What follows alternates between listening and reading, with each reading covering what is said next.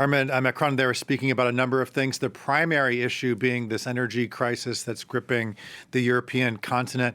What was the substance of what he had to say with regard to that issue?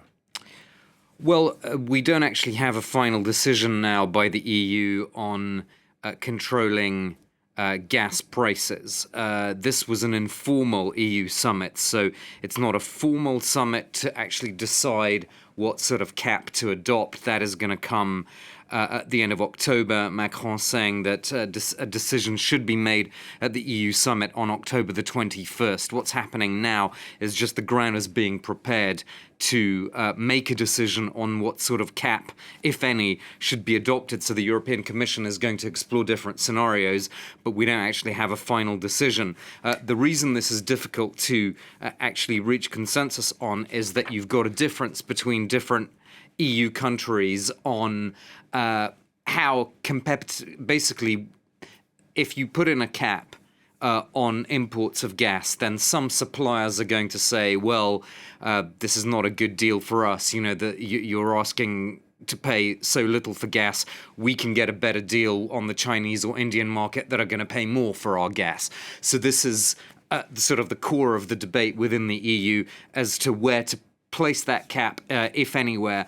And obviously, the lower it is, the less competitive the EU becomes in the global energy marketplace. Set against that, obviously, you've got a desire by EU leaders to make sure that there aren't blackouts, that people start actually not being able to heat themselves in the winter. So there's got to be some kind of compromise reached. But at the moment, all that's happened in Prague is that the European Commission has been unanimously given a mandate by all 27 member states to come up with a few different scenarios for pricing mechanisms and caps.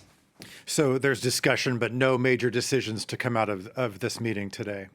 Yeah, I think it was just about exchanging ideas. I mean, we've seen some familiar divides here between North and Southern Europe, when it comes to mutualizing debt.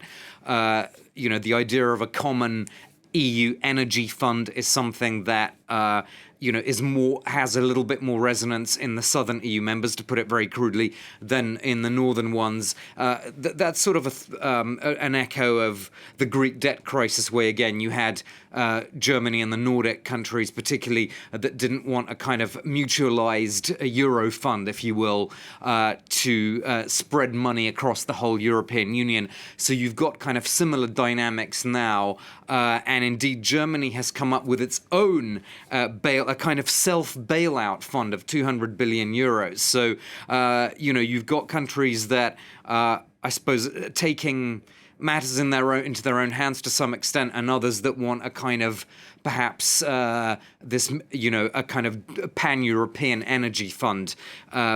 Again, the sort of classic differences of opinion within the club when it comes to, burden sharing, essentially. Okay. International Affairs Editor Armen Georgian. Armen, thanks a lot. Thanks.